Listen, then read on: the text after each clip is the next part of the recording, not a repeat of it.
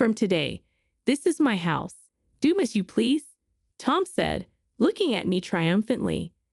A sly smile crept across his face as he spread his arms wide, joyfully scanning the spacious room as if he were dancing. The house we're in now is my family home. My father was a wealthy man and had a passion for this home like no other. This house, the crystallization of his zeal, is worth a whopping $200 million. My father lovingly built this house and left it to me just before he passed away recently.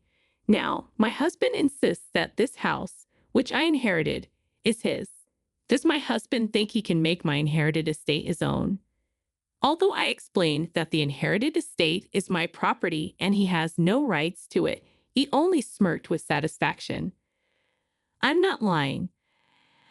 Have proof if you need it, my husband said.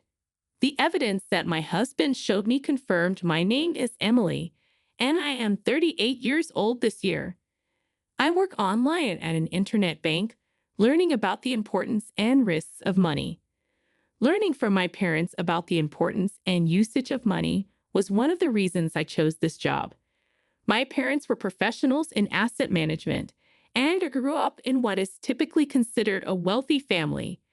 From an early age, my parents strictly taught me about the importance and usage of money. Money is a crucial asset that enriches our lives, and protecting that asset is a responsibility for each and every one of us. These words, which I had heard so much from my father that they could become tiresome, resurfaced in my mind. Even though there were assets in our family, my parents didn't unconditionally give me everything I wanted. They seemed to strive to have us live a modest life. My allowance was slightly less than my peers, and dining at high-end restaurants was a rare occasion. During my childhood, I attended a local public elementary school instead of a costly private one because we lived nearby. Rumors about my large house and my family's wealth spread quickly due to our affluent home and my parents' extensive social circle. Emily, your house is big, isn't it? Are you rich? That must be nice. Getting anything you want, right? Of course, you have the latest games too, right? Can we all come over to play sometime? The truth was, I didn't get everything I wished for, and I didn't even have expensive toys, let alone the latest game console. But such rumors were common. Honestly, I didn't enjoy these rumors because I thought I was living a normal life, just like everyone else. Emily, your family is rich, right? So can you lend me some money? Actually, I accidentally broke Karen's game console, and I have to compensate her. I don't have any money right now, I replied to Catherine. Catherine and I had just become classmates in the 5th grade. Didn't you tell your parents? I can't.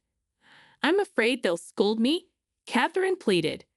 That's why I'm asking you, Emily, Catherine insisted. I was worried that if I refused, it might make school life awkward from tomorrow on. However, I was prohibited from lending money by my parents.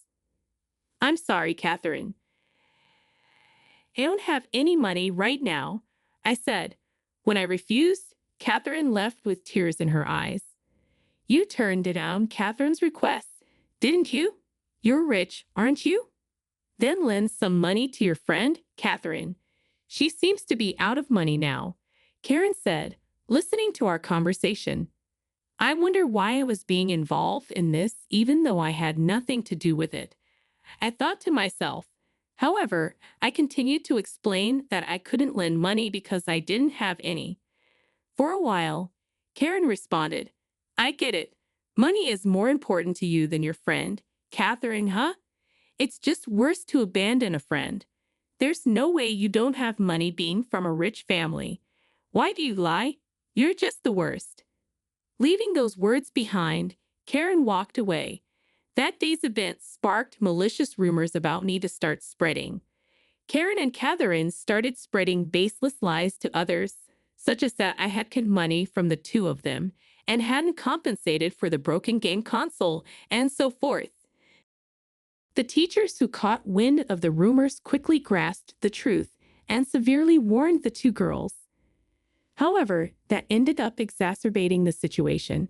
The malicious rumors from the two girls escalated day by day, spreading throughout the school, and eventually reached my parents' ears, prompting my father to visit the elementary school.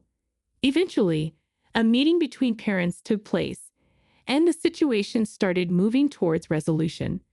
Since hearing their insincere apologies, I have kept my distance from the two of them.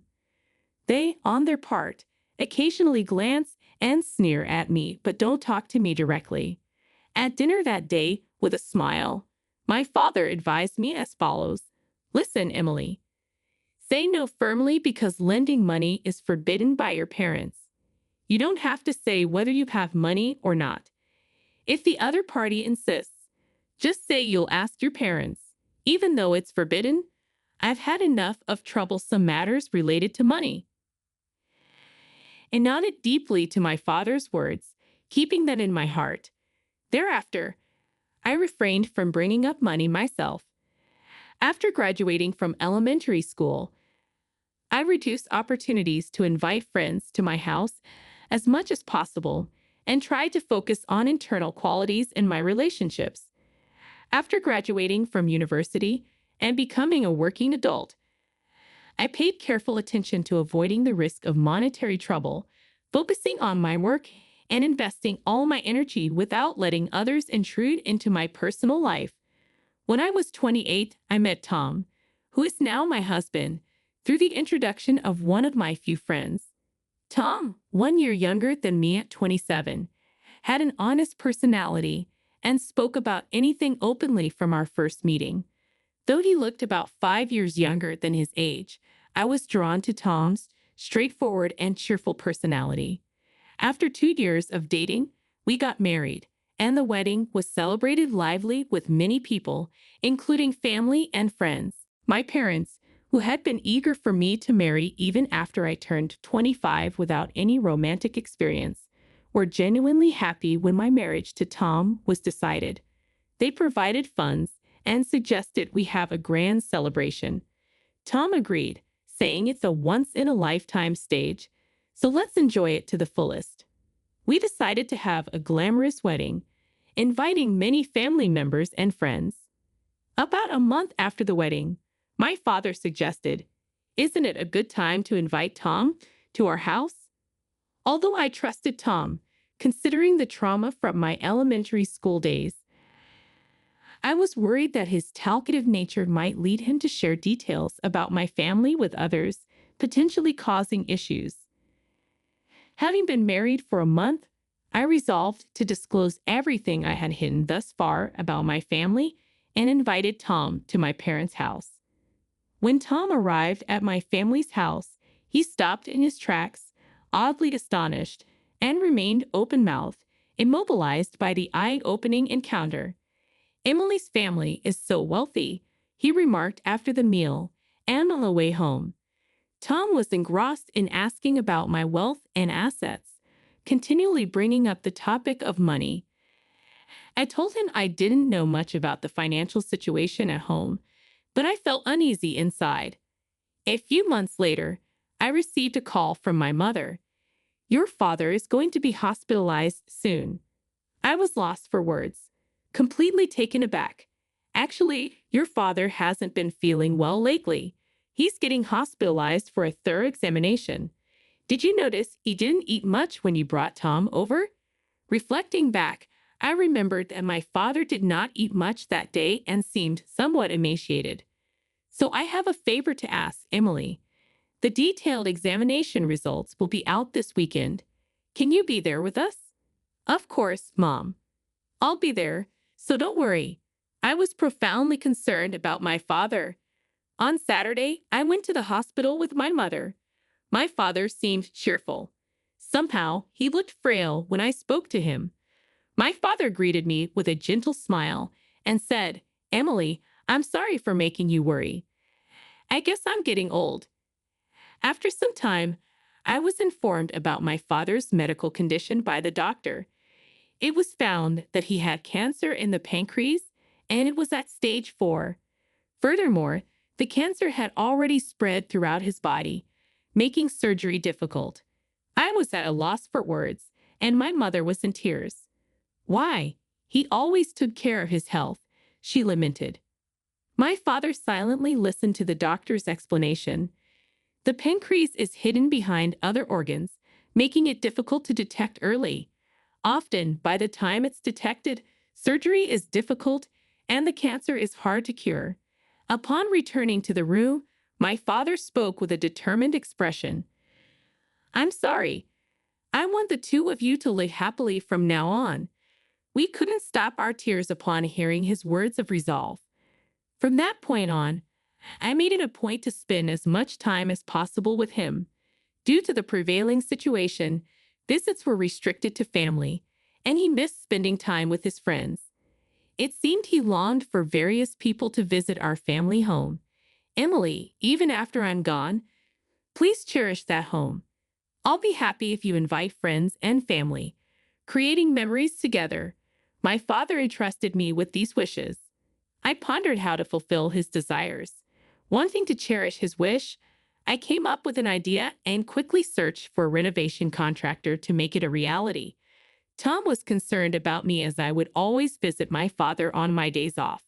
In reality, due to an issue with our family home, I didn't trust Tom with information about my inheritance. By the way, Emily, how's your father's health? To be honest, it's not great. That must be hard on you. Do you want me to help in any way? His comforting words warmed my heart. My busy days juggling work and hospital visits exhausted me mentally and physically, but his next words chilled my heart. As your husband, I'd like to know in detail about my father-in-law's financial situation. The property is managed by my father, and if anything happens to him, my mother will take over. So, there's nothing I need to discuss with you. But money is important. Consulted with the family lawyer I met recently, and he gave me various advice. I think it's better to start discussions early, considering the situation if something happens to your mother too. Hearing Tom talk about my father's assets and hinting at my mother's passing infuriated me and brought back unpleasant memories. My father has a lawyer, a longtime friend. There's no need for your concern, but we need to be careful about money. It's important, right? That's why I trust the people who've been with us for a long time. You don't need to worry. Because of this dispute and Tom's insistence on my father's assets, I began to distance myself emotionally from him.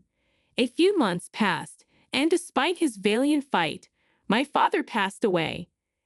As a result of discussions among family members, in accordance with my father's will, I inherited a mansion worth $4.5 million. However, Tom showed increasing interest in the inheritance despite my protests. He kept inquiring about the inheritance and its associated taxes. One day, Tom said excitedly, Emily, you inherited the mansion, right? That's amazing. When are we moving? Wait, how do you know? I asked, genuinely surprised. I heard the story when I met Emily's cousin at the funeral and happened to greet her the other day. Tom explained, please do not speak lightly of important matters. I replied, hurt by the cousin's careless words. Indeed, we inherited it, but we have no plans to move since it's too big for just the two of us. Why inherit it if you're not going to live there? It's a waste to leave it empty. Let's live in that mansion and have a happy life. Tom insisted. The whole family decided not to live there. Why did you decide that without consulting me, your husband? I don't understand. Despite explaining to Tom several times that the inheritance was not marital property, he did not understand. However, fulfilling my father's last wishes was my goal, and that was more important. Whether he felt I was not responding to his emotions, Tom began to show hostility towards me. After attending my father's funeral, Tom did not cooperate with any of the subsequent procedures. Even after the funeral, the bereaved family had a mountain of tasks to do, and every day was spent rushing to the next. I was also busy with the inheritance procedures, memorial services, and greeting my father's friends.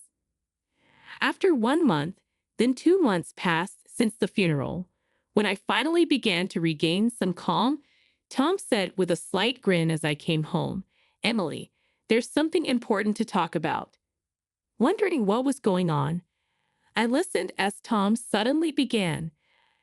"I changed the ownership of your family home to my name. Here are the legal documents as proof." Stunned, I couldn't comprehend what this meant. Marrying Emily was a mistake.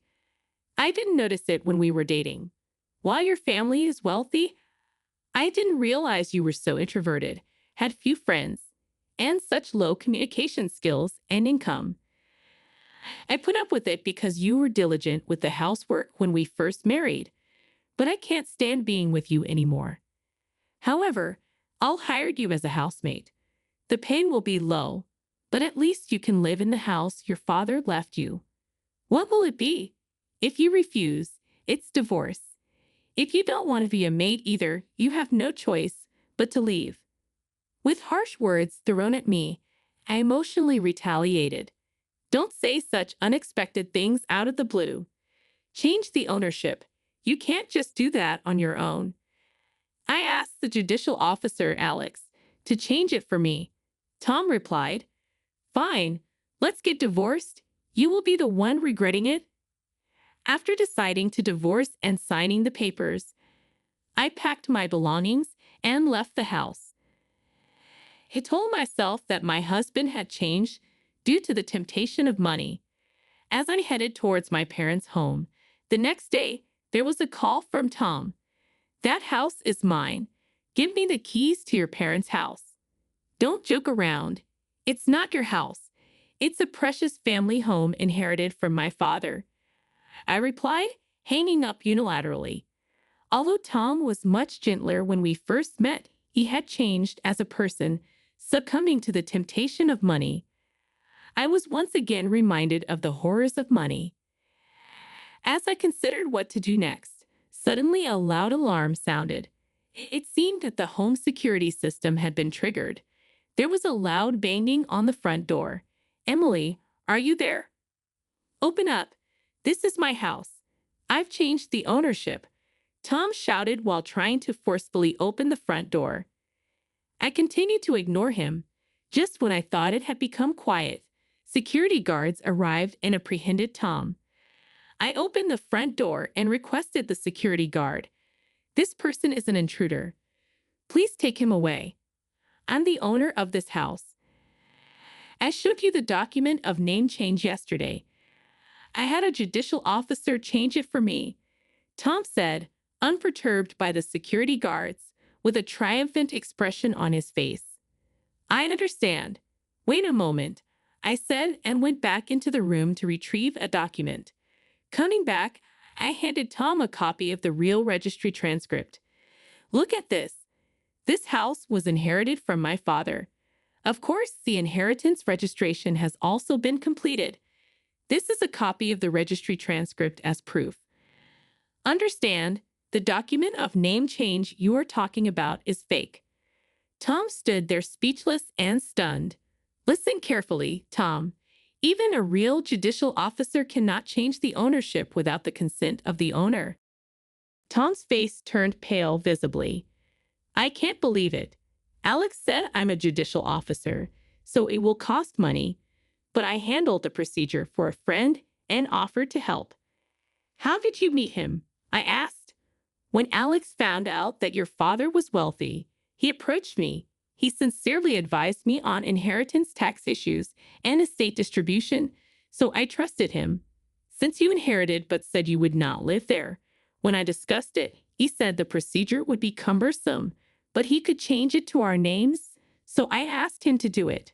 I even paid him $330,000. Tom made a distorted face, trying to hold back tears as he spoke. Then slowly, he took out his smartphone from his pocket and began to call Alex repeatedly. "Alex, please pick up," he said, frustrated when it went to voicemail. Tom seemed unable to give up, keeping calling repeatedly. "No matter how many times I call, it's no use. You are so stupid. buying a meaningless piece of paper for $330,000. You should have researched how to register inheritance and the growing rates for expenses. Alex might be a scammer, according to rumors. He's approached others about money and con. Tom, now a broken person, approached me on a hot summer day during my father's first memorial service at our family temple. Despite his emaciated appearance, it was unmistakably him. I had heard from a friend that Tom had been leading a reckless life since our divorce. It turned out Tom couldn't give up on our relationship and wanted to start over. He had falsely reported to his boss at work, pretending to be out for work to spend hours searching for me. Eventually, his lies were discovered by the company, and despite warnings and demotions, Tom showed no signs of improvement and was finally fired. Over the next 3 months, Tom fell victim to various scams, seduced by promises of reconciliation and profitable deals. Concerned friends warned him, but he couldn't trust their opinions and ended up isolated and financially devastated. Standing before me at the memorial, Tom looked worn and inappropriate for the occasion, not conveying a sense of mourning. He wobbled on his feet and prostrated himself before me, apologizing loudly. "Emily, I'm sorry. It was all my fault," he pleaded, drawing the attention of the family members in attendance. "Tom, please stop. You're ruining my father's important Memorial Day. Just go home." Tried to talk calmly to Tom to keep my father's memorial peaceful, but he ignored my feelings and kept apologizing. "Emily, please forgive me. You're all I have. I deeply regret my actions." Tom cried loudly, breaking down in front of everyone. Relatives rushed over, concerned by Tom's distress. They asked what happened and who this man was. Their words tightened something in my chest, making me feel like my father's memorial was being ruined because of me. "Tom, enough is enough. Stop trampling on my feelings during my father's memorial service. Don't involve yourself in my life anymore," I said firmly. I called over a security guard and asked them to take Tom away, explaining that he was causing a disturbance.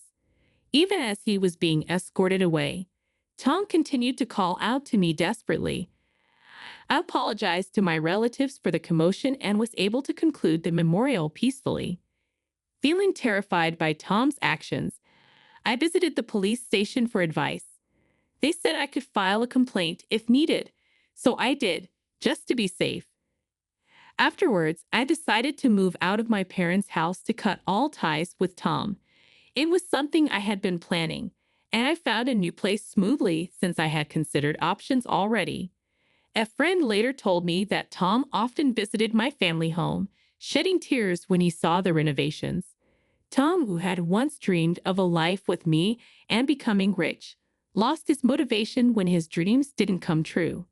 He lived his days quietly, watching TV one day when he saw a news segment about Alex, the judicial scribe who had deceived him, getting arrested for another fraud case. Tom started believing that those who do wrong should face consequences and began seriously looking for a job. Eventually, he found a fulfilling job. Later on, recalling my father's words to make our family home a memorable place by inviting various people, I decided to turn it into a rental villa. I discussed the idea with renovation experts early on, and the renovations went smoothly.